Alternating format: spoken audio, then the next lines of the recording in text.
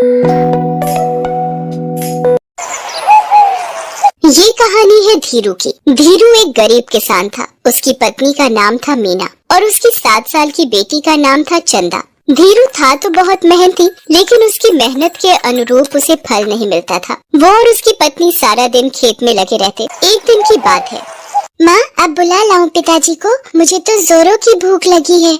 हाँ हाँ, बुला ला, तेरी ही वो सुनेंगे। मैं तो कब से बुला रही हूँ, लेकिन वो है कि सुनते ही नहीं। मीना की हाँ सुनते ही चंदा भागती हुई धीरू के पास गई। बाबा, अब बस भी करो, चलो जल्दी से खाना खाने, नहीं तो मुझे भूख से चक्कर आ जाएगा और इन बैलों को भी। चक्कर? ठीक कहती हो तुम, चक्कर तो आ सकता है। चलो चलता हूँ।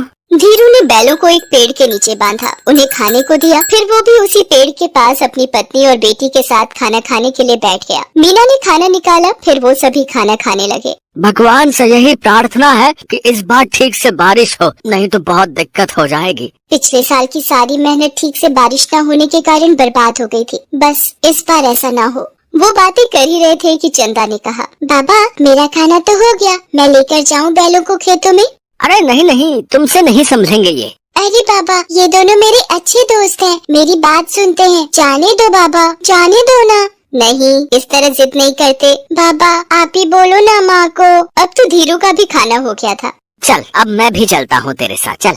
पिछले साल धीरू ने मीना के जेवर बेचकर बीज और खाद खरीदा था। बहुत उम्मीदों के साथ जब वो बीज बो रहा था तो उसे लगा कि इस बार बहुत अच्छी फसल होगी, लेकिन कम बारिश के कारण उसकी लगभग फसल बर्बाद हो गई। इस बार फिर से उसने खेतों की जुताई तो कर दी थी, लेकिन बीज और खाद खरीदने के पैसे उसके पास नहीं थे। और चारा भी क्या है हमारे पास, महाजन लाल सिंह के पास जाने के अलावा। पिछली बार तो मेरे गहने थे तो काम चल गया था, लेकिन इस बार कैसे होगा सब? मुझे उसके पास जाने का बिल्कुल भी मन नहीं करता। वो बहुत ही बदमाश है। एक बार जो उससे पैसे ले लिए तो उसका ब्याज कभी खत्म ही नहीं होता। पता नहीं उसका हिसाब कौन सा है। पूरी रात धीरू को नींद नहीं आई। उसे समझ नहीं आ रहा था कि पैसों का इंतजाम कैसे होगा। लाल सिंह के पास से पैसे तो तुरंत मिल जाते, लेकिन उसके कई दोस्त उसके चंगुल में आकर अपनी जमीन तक गंवा चुके थे। समझ नहीं आ रहा क्या करूं, कहां से लाऊं पैसे? अगर पैसे नहीं जुगाड़ हुए तो खेती कैसे करूंगा? रात से सुबह हो गई, लेकिन धीरू के सवालों का जवाब नहीं मिला। अब बिना बीज और बिना खाद खेती तो संभव नहीं। ना चाहते हुए भी धीरू को मन मार कर महाजन लाल सिंह के पास जाना ही पड़ा। अरे आओ आओ धीरू भाई, कहो कैसे आना हुआ? वो कुछ पैसों की जरूरत थी बीज और खाद के लिए।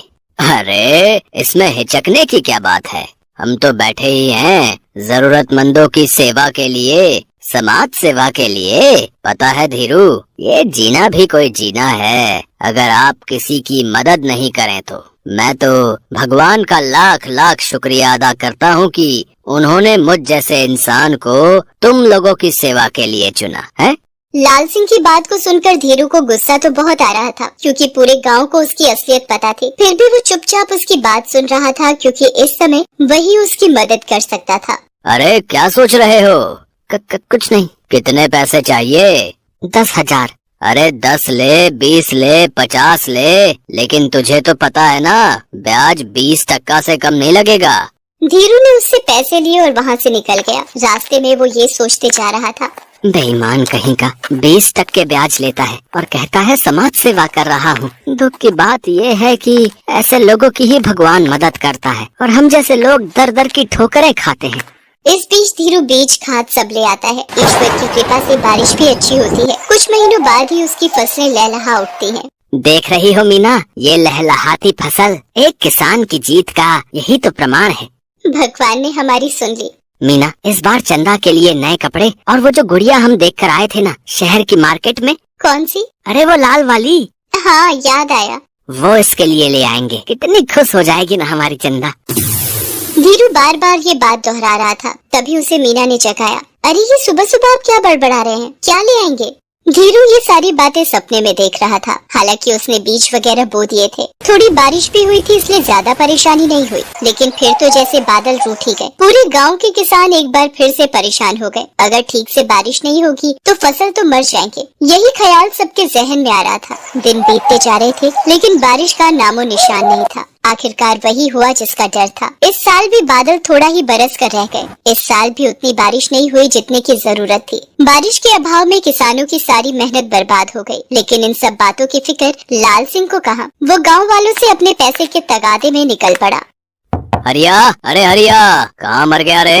हरिया ने दरवाजा खोला। उसे देखकर लाल सिंह गुस्से में आग बबूला हो गया। अबे मर गया था क्या? हैं? भला इतनी देर लगती है दरवाजा खोलने में? चल मेरे पैसे निकाल। पैसे तो अभी नहीं है, आपको पता है ना, इस बार भी बारिश नहीं हुई, खेतों में फसलें मर गई हैं।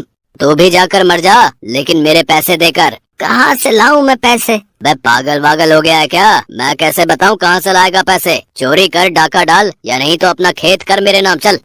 लाल सिंह ने कई किसानों को उनकी जमीन पर कब्जा करने का डर दिखाया। उसके डर से हरिया और बिरजू ने गांव के ही पीपल के पेड़ से लटक कर आत्महत्या भी कर ली। उन दोनों की बेटियां चंदा की सहेली थी। अब तो चंदा के मन में भी डर समा गया था। लाल सिंह उनके भी घर आएगा, क्योंकि उनके पिता ने भी कर्ज ले रखा है। कहीं उसके पिता भी ऐसा कुछ ना कर ले। वो बेचारी बहुत डरी डरी रहने लगी थी। एक रात की बात है, सभी लोग सो रहे थे। तभी धीरू सबको सोता हुआ छोड़ बाहर निकल गया। जब वो बाहर जा रहा था तभी चंदा की नींद खुल गई। उसने इतनी रात को धीरू को घर के अकेले बाहर जाते देखा तो वो डर गई। बाबा इतनी रात को अकेले कहाँ जा रहे हैं? कहीं बाबा भी तो। चंदा ने कुछ नहीं कहा, लेकिन वो धीरू के पीछे पीछे जाने लगी। उसने देखा कि धीरू गांव के बीच वाले मैदान के पास एक पेड़ के पास जाकर रुक गया है। चंदा का दिल अब जोर जोर से धड़कने लगा था। फिर उसने देखा कि धीरू ने कुदाल निकाली, उसे जमीन पर जोर जोर से मारने लगा। चंदा को समझ नहीं आ रहा था कि उसके पिता आखिर क्या कर रहे हैं। वो भागी भागी धीरू के पास गई। बाबा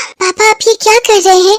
एक नई शुरुआत बेटा, एक नई शुरुआत। मैंने ठाना है कि मैं गांव में नहर बनाऊंगा और उसे दूसरे गांव की नदी से जोड़ूंगा। इससे क्या होगा? कल को अगर बारिश ना भी हो तो कम से कम हमारी फसलें तो नहीं मरेंगी। कल को फिर कोई किसान उस लाल सिंह के डर से आत्महत्या तो नहीं करेगा। पर पिताजी, ये कितने दिन में पूरा होगा? चाहे जितने भी दिन में पूरा हो, चाहे इसे पूरा करने में मेरी मौत भी क्यों ना हो जाए, लेकिन अब तो मेरी जिद है कि इसे पूरा करके रहूंगा। धीरू अपने काम में लगा रहा। दो नन्हे हाथ भी पूरी रात उसका साथ निभा रहे थे। वो नन्हे हाथ चंदा के थे। उधर लाल सिंह के सपने में वो दोनों किसान जिन्होंने आत्महत्या की थी वो आने लगे। कभी कभी तो वो दोनों लाल सिंह को दिन में भी दिखाई देने लगे। अरे वो देखो, हरिया और बिरजू फिर आ गए। अरे फिर आ गए हैं। अरे जाओ जाओ यहाँ से, जाओ। लाल सिंह की ये हरकतें बढ़ती जा रही थी। फिर पता नहीं एक दिन वो अचानक कहाँ गायब हो गया। इधर धीरू अपने काम में लगा रहा। पहले तो गांव वालों ने उसे पागल समझा, लेकिन धीरे धीरे गांव वाले भी उसके साथ हो गए और सभी ने मिलकर एक असंभव काम संभव कर दिखाया। आज उसके गांव में नहर बन गई है। अब किसानों की फसलें हर साल लहलहाती हैं। धीरू के जज्बे ने पूरे गाँव को ये सिखाया कि बुरी परिस्थिति में घुटने नहीं टेकना है, बल्कि लड़ना है, तभी नई राहें खुलती है। Please subscribe to my channel. मेरे चैनल को आप लोग सब्सक्राइब